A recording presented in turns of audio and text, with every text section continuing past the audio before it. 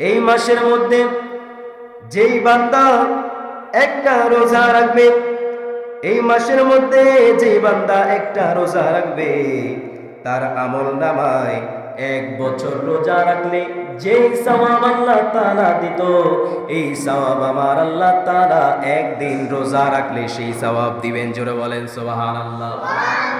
তাহলে এই মাসকে আমার আল্লাহ তাআলা সম্মানিত করেছেন, আমার আল্লাহ তাআলা এই মাসকে মর্যাদা দিয়েছেন।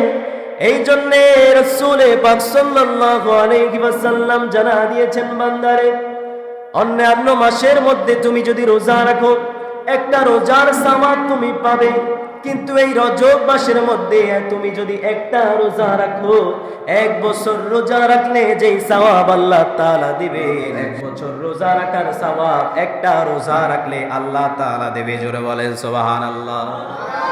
শুধু তাই নয়, আপনি যদি একটা রোজা এই মাসে রাখতে পারেন, হযরতে ঈসা আলাইহিস সালাতু ওয়াস সালামের জামানার মধ্যে তিনি একদিন হেঁটে হেঁটে যাচ্ছিলেন, তো এমন সময় পাহাড় দেখতেছে, অনেকগুলা পাহাড়, রাস্তার মাঝামাঝি অনেকগুলো পাহাড় রয়েছে।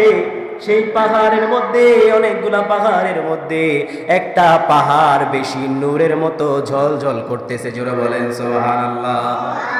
নূরের মতো ঝলঝল করতেছে।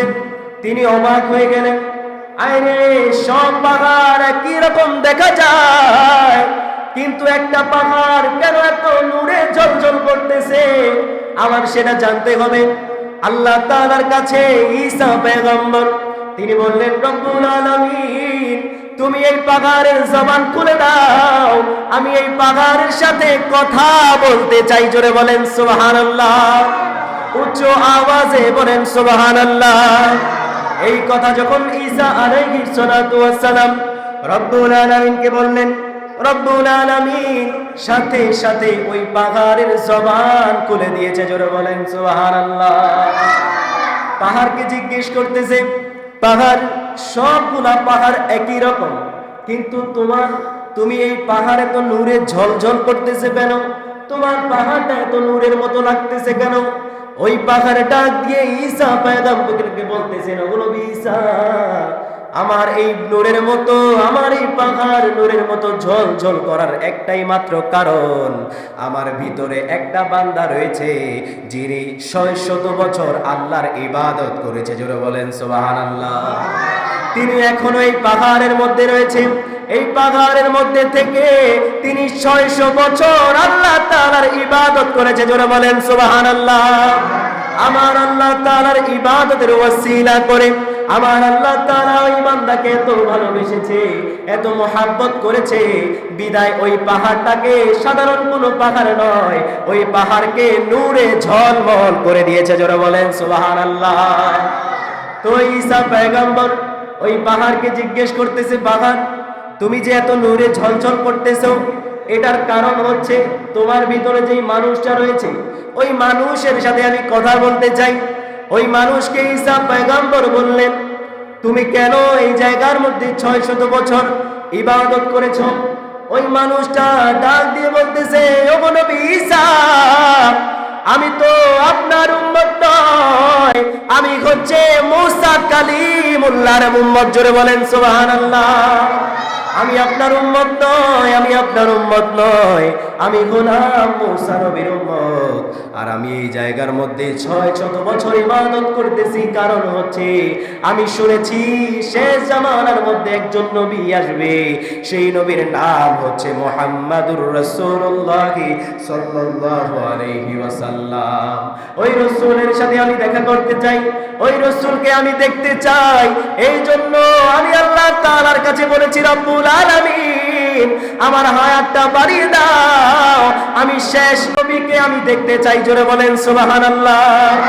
এবং আমার আল্লাহ তাআলা দোয়াটাকে কবুল করে নিয়েছে, এই জন্যে আমার আল্লাহ তাআলা ওই বান্দাকে আমার রাসূলের দিদার দিয়েছে। জোরে বলেন সুবহানাল্লাহ। এখন এই হাদিসটা কেন বললাম বুঝার দরকার আছে না নাই? এই আওয়াজে মানি না, উচ্চ আওয়াজে বলেন দরকার আছে না নাই? ওই ঈসা পয়গম্বর আল্লাহ তাআলাকে জিজ্ঞেস করতেছে, রব্বুল আলামিন এই যে আপনার বান্দা 600 বছর ইবাদত করেছে, 600 বছর এই বান্দা আপনার কাছে ইবাদত করেছে, এর থেকে উচ্চ কোন আমল আছে কিনা যে আমল করলে আমরা জান্নাতে যেতে পারবো? জোরে বলেন সুবহানাল্লাহ। রব্বুল আলামিন ডাক দিয়ে বলতেছে, ও নবী ঈসা, আমার কোন বান্দা যদি এই রজব মাসের মধ্যে একটা রোজা রাখতে পারে, ওই বান্দা 600 বছর ইবাদত করেছে, যত সওয়াব পেয়েছে, আপনার ওই বান্দা যদি একটা রোজা রেখে এই রজব মাসের মধ্যে একটা রোজা রেখে ওই বান্দা থেকে দ্বিগুণ সওয়াব আল্লাহ তাআলা দেবে। জোরে বলেন সুবহানাল্লাহ। এই আওয়াজে মানি না, আরো জোরে বলেন না সুবহানাল্লাহ।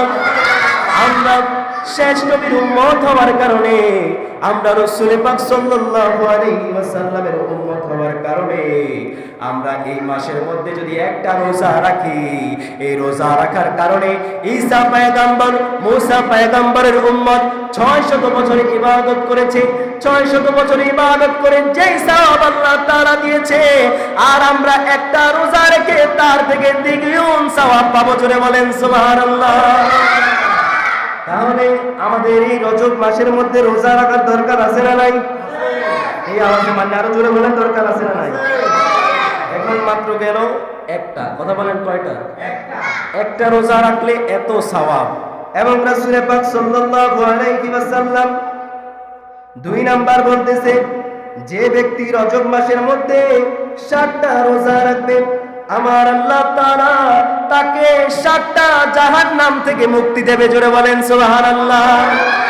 এই আওয়াজে মানি না, আরো জোরে বলেন সুবহানাল্লাহ।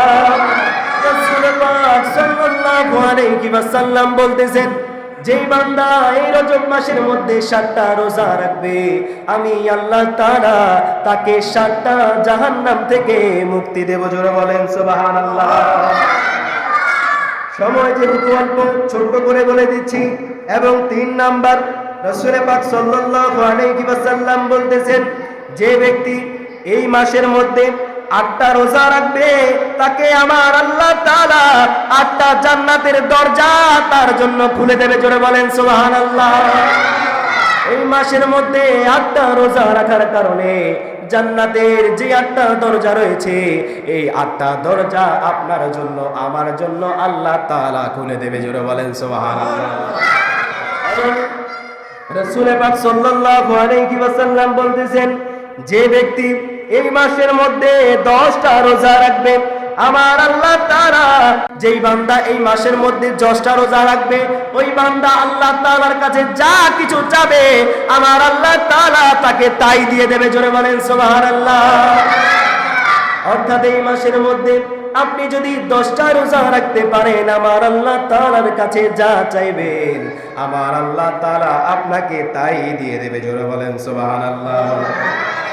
শুধু তাই নয়, যে ব্যক্তি এই মাসের মধ্যে 15টি রোজা রাখবে, যেই বান্দা এই মাসের মধ্যে 15টি রোজা রাখবে, আল্লাহ তাআলা বলতেছেন, আসমানের যেই ফেরেশতা রয়েছে, এই ফেরেশতা এসে আপনার যত পূর্ববর্তী যত গুনাহ রয়েছে, আমার আল্লাহ তাআলা তত গুনাহগুলোকে maaf করে দেবে। জোরে বলেন সুবহানাল্লাহ।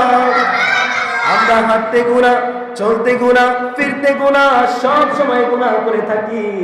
অর্থাৎ যত পূর্ববর্তী, অর্থাৎ আগে যত গুনাহ করেছি, সমস্ত গুনাহ আপনি যদি এই মাসের মধ্যে 15টি রোজা রাখতে পারেন, আমার আল্লাহ তাআলা সমস্ত গুনাহগুলোকে maaf করে দেবে। জোরে বলেন সুবহানাল্লাহ।